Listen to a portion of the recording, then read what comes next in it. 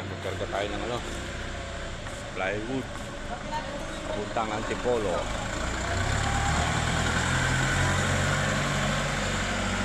Ayun sa top load niya, tinitira na.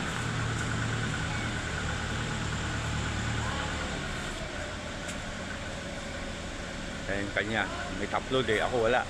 Kaya dito na lang sa loob. Mahal pa top load eh. Ang daan plywood oh.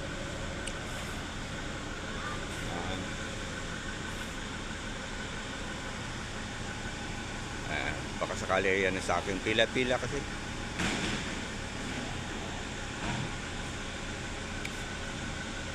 Kukulin ng forklift.